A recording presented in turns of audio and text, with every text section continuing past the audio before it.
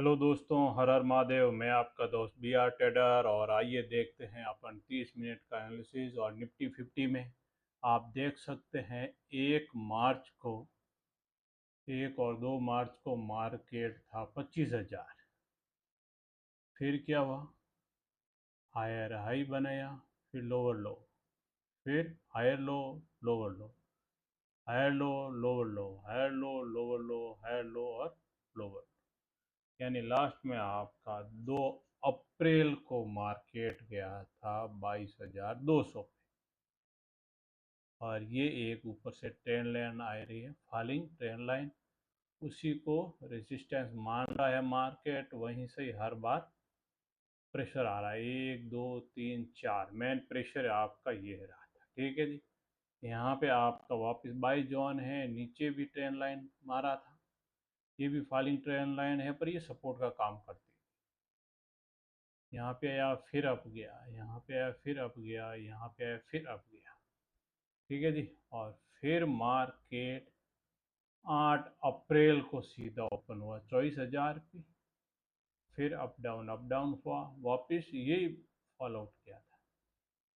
फिर वापस आपका मार्केट 15 अप्रैल को अप ओपन हुआ था और फिर वापस नीचे आ गया था। कितना को 24 अप्रैल को मार्केट 23,800 गया, फिर ऊपर गया, फिर डबल टच किया 23,800। यानी 23,800 निफ्टी के लिए मजबूत सपोर्ट है। और 1 घंटे में टाइम फ्रेम में यहाँ पे डिमांड जोन आ रही है और 24,200 पे वापस 1 घंटे के टाइम फ्रेम में सप्लाई जोन बन रहा है। ठीक है। अगर मार्केट अगले वीक में अगर 24,200 के ऊपर निकल जाता है तो मार्केट 24,400 और 600 के ऊपर निकल जाता है अगर, तो मार्केट वापस 25,200 तक जाने की संभावना लगभग बनेगी।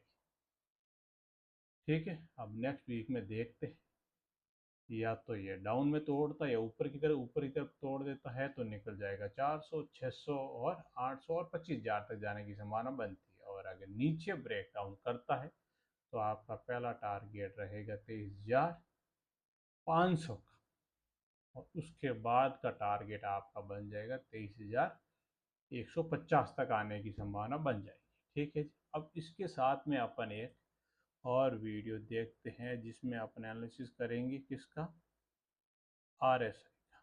RSI इसके साथ में, जब भी RSI आपका 70 और 80 के बीच में रहता है तो ओवरसोल्ड में रहता है, सॉरी ओवरबॉट में। और नीचे अगर आता है, जब भी 25 और 30 के लगभग आता है तो ओवरसोल्ड में रहता है। ये ओवरबॉट है, ये ओवरसोल्ड है। आप खुद गौर से देख सकते हैं कि मार्केट जब बार बार यहाँ पे डाउन में बना रहा तो मार्केट नीचे में क्या ले रहा था, एक सपोर्ट लेने की कोशिश कर रहा था।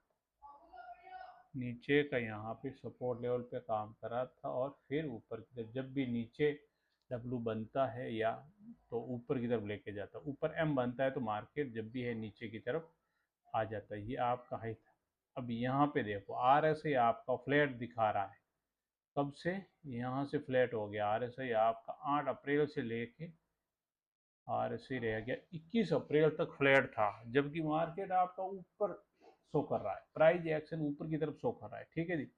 और यहीं से एक फॉलिंग आया और मार्केट आ गया 23,800, तो वापस यहाँ पे ओवरसोल्ड में आ गया और फिर मार्केट यहाँ से वापस निकलने की कोशिश कर रहा है। फिर वहाँ पे यहाँ आया, फिर 30 का आपका RSI टच किया, फिर ऊपर निकल रहा है।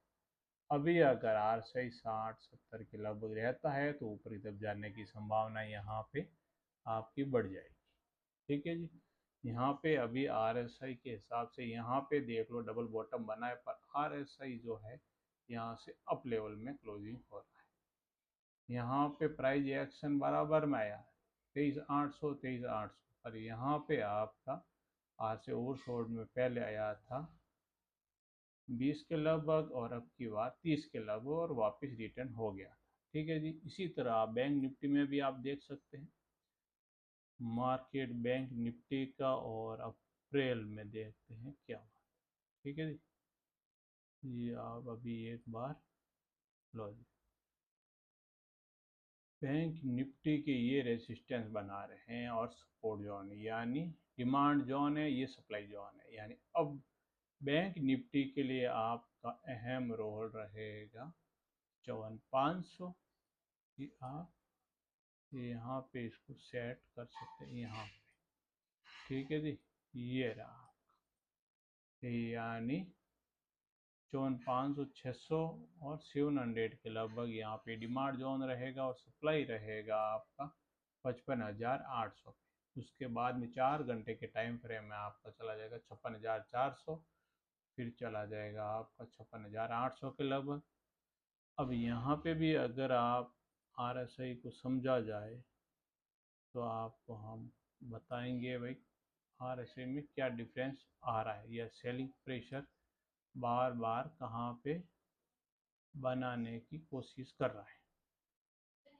ठीक है जी, यहाँ पे आप देख सकते हैं, यहाँ पे मार्केट ऊपर की तरफ, प्राइस एक्शन ऊपर की तरफ जा रहा है, पर आपका RSI है जो बिल्कुल फ्लैट है, यानी 70 पे पहुंच चुका है, यानी ओवरसोल्ड ओवरबॉट होने के लाइन पर है। और वापस सेलर आए और मार्केट को ले आए पूरा नीचे, यहाँ तक अभी भी देख लो प्राइस एक्शन नीचे आ रहा है, पर आपका RSI है 25 के लगभग ही जा रहा है, यानी मार्केट यहाँ से वापस ऊपर जाने की तैयारी कर रहा है। तो अब नेक्स्ट वीक के लिए आपका सबसे पहला सपोर्ट और रेजिस्टेंस रहेगा 54,400 के लगभग।